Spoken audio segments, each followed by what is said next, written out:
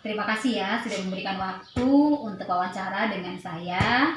Nah, di sini saya dapat tugas dari pendidikan calon guru penggerak untuk mewawancarai rekan sejawat untuk satu kasus.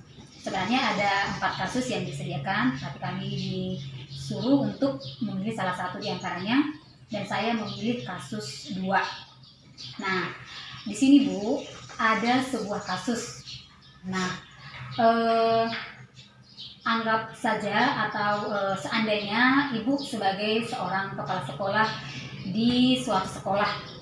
Nah, dan Ibu punya guru yang bernama Pak Dodi, dan Pak Dodi ini sebenarnya guru yang berkompeten dan dia sangat baik dalam mengajar matematika. Nah, tetapi di lain pihak, Pak Dodi ini memiliki suatu kelemahan, di mana Pak Dodi ini sering marah-marah dengan anak-anak, dan anak-anak sudah mengeluh, bahkan orang tua pun sudah ada yang mengeluh. Nah, kemudian selain dari itu, Pak Dodi juga kurang disiplin dalam hal waktu, dalam mempersiapkan nilai-nilai, dalam mengerjakan rapor, sering ada keterlambatan. Kemudian satu lagi kasus yang pernah dialami Pak Dodi adalah masalah ini. Pak Dodi pernah menjadi panitia study tour. Nah, kemudian Pak Dodi menyalahgunakan sebuah laporan, yaitu laporan keuangan, karena masalah-masalah yang dihadapi Pak Dodi ini, akhirnya Ibu memutuskan untuk memutus hubungan kerja dengan Pak Dodi di awal tahun ajaran yang berikutnya. Artinya Ibu tidak membuat panjang lagi kontrak kerja dengan Pak Dodi. Pak Dodi bisa menerima setiap keputusan Ibu, dan akhirnya dia mencari pekerjaan di tempat lain, tetapi dia meminta surat rekomendasi dari Ibu sebagai kepala sekolah untuk bisa digunakan mencari pekerjaan.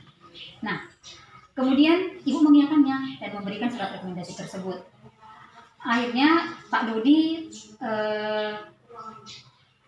melamar di suatu sekolah, dan sekolah tersebut meminta rekomendasi dari Ibu tentang Pak Dodi, yaitu masalah kejujuran, masalah pengelolaan waktu, masalah integritas, dan masalah emosi. Nah, jadi 4 ini yang diminta dari Ibu sama sekolah yang baru yang dilamar Pak Dodi ini. Nah, jika ini terjadi sama Ibu, nah terus apa keputusan yang Ibu ambil? Apakah Ibu akan memberikan surat rekomendasi yang sesuai dengan kenyataannya, atau Ibu akan memberikan surat rekomendasi dengan mengubah sedikit saja dari keadaan Pak Dodi, karena mengingat keadaan Pak Dodi punya anak 3 yang harus dibiayai. Nah, keputusan mana yang akan Ibu ambil? Baiklah, saya akan mencoba menjawab berdasarkan versi saya. Jadi ketika saya dihadapkan pada permasalahan itu, maka saya selaku kepala sekolah di sini saya akan memilih itu versi yang kedua, yaitu dengan merubah sedikit dari kasus Pak Dodi. Nah, ini mengapa? Karena dari satu pihak kita mengingat keadaan Pak Dodi itu sendiri, ya, dengan kondisi keluarga yang mempunyai 3 orang anak, kemudian kebutuhan yang banyak. Tetapi sebelum saya mengeluarkan surat rekomendasi itu, terlebih dahulu saya memanggil Pak Dodi. Nah, pemanggilan ini bertujuan untuk memberikan nasihat kembali yang mungkin sebelumnya sudah pernah dilakukan oleh saya pada saat masih bekerja di sekolah saya, memberikan nasihat kembali bahwasannya hal-hal yang dikatakan sisi buruk dari Pak Dodi itu sebaiknya dirubah dan tidak lagi dilakukan di sekolahan yang baru. Nah, dengan mungkin strategi, dengan kalimat yang mungkin lebih halus atau dengan apa ya, bisa dikatakan mengiba, atau ya kita dengan menceritakan hal-hal yang berhubungan dengan keluarga, apabila kalau sampai kebutuhannya tidak terpenuhi, mungkin Pak Dodi akan bisa merubahnya.